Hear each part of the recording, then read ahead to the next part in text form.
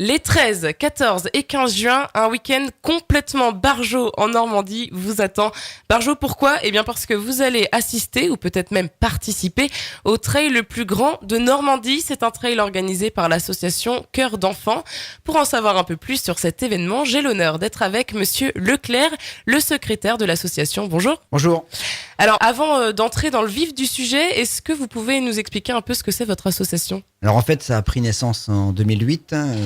On était 3 personnes qui travaillions tous les 3 sur Areva et on a été courir le marathon des sables dans le désert marocain, 260 km en 6 jours. La communication à Areva nous ont dit mais vous qui courez dans le coin, est-ce que vous ne seriez pas en mesure de proposer sur le plan local une épreuve de trail ? Donc, eh bien, on a trouvé un circuit qui partait de Barneville et qui, la première année, arrivait à Jaubourg. On a pris les 3 premières lettres de Barneville, Bar.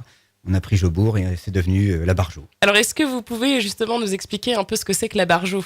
Il y a le petit bijou, le truc le plus fou de la région, probablement ce qu'on appelle le raid de l'Archange, départ vendredi 13 à 12h au pied du Mont-Saint-Michel pour arriver ici dans la journée de dimanche après jamais que 270 km.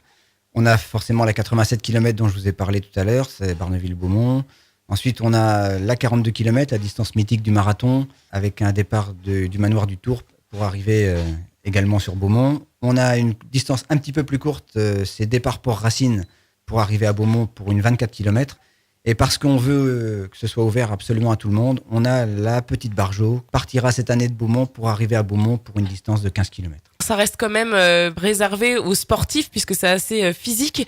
D'ailleurs, ils sont en autosuffisance. Ça veut dire quoi exactement ? Pour ce qui est de l'organisation du raid de l'Archange, c'est que les coureurs prennent le départ depuis le Mont-Saint-Michel, déposent sur le parcours 3 sacs dans lesquels ils posent leur ravitaillement. Ils ne doivent prendre aucun autre support ou aide de l'extérieur. Donc ils sont vraiment en autosuffisance pendant 270 km. Ils dorment quand même, ces gens. L'année dernière, c'est Stéphane Ruel. Pour lui, il n'a pas dormi. Sinon qu'après Vauville, il se souvient avoir refait son lacet qui s'était tiré et qu'il s'est réveillé la tête dans le sable sans savoir s'il avait vraiment dormi ou s'il était juste tombé. Waouh. Ça demande une importante organisation, je suppose, de faire un événement pareil. Il y a combien de bénévoles pour chapeauter les courses ?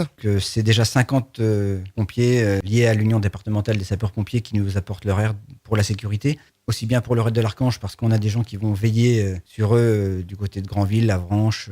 Et puis encore, également sur le plan local avec le capitaine Frédéric Duchemin qui gère le poste de secours ici. Et derrière, on a également une équipe de bénévoles et d'amis.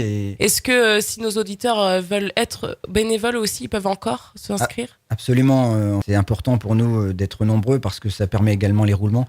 J'ai juste un point d'accroche actuellement, c'est plutôt sur le secteur de Hautmontville-la-Rogue dimanche matin. Les coureurs partent du manoir du Tourpe à 9h et donc j'aurais besoin de 6 personnes actuellement sur le secteur de Hautmontville-la-Rogue. On peut aussi s'inscrire encore ? On a juste une possibilité encore de pouvoir participer à la Barjo avec la petite Barjo, 15 km.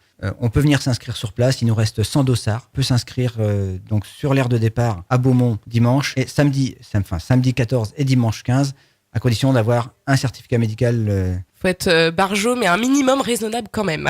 Absolument. Je voudrais juste ajouter que la Barjo est également ouverte aux marcheurs. Il faut un certificat médical, je le répète. Oui, c'est sûr qu'en marchant, on peut plus admirer les paysages pour le coup.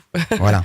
Merci Monsieur Leclerc d'être venu nous parler de la Barjo. Je rappelle les dates, c'est le 13, 14 et 15 juin. Je voudrais juste pour terminer, oui, parce que je ne l'ai pas cité, allez-y, dire que l'association Cœur d'enfance, en fait, c'est 3 grands axes. C'est d'abord la découverte de notre littoral, c'est le respect de l'environnement. On est impliqué sur le tri, etc., des déchets. Mais je voudrais terminer avec le point le plus important probablement, c'est que l'objet de l'association, c'est de reverser des fonds à des œuvres caritatives. Depuis la création de la Barjo, on est à plus de 30 000 euros de fonds reversés à l'œuvre des pupilles des sapeurs-pompiers, également à la CNSM de Goury et d'autres associations locales. C'est notre leitmotiv. vous savez ce qu'on va pouvoir faire ? On va pouvoir vous réinviter pour parler uniquement de l'association Cœur d'enfant.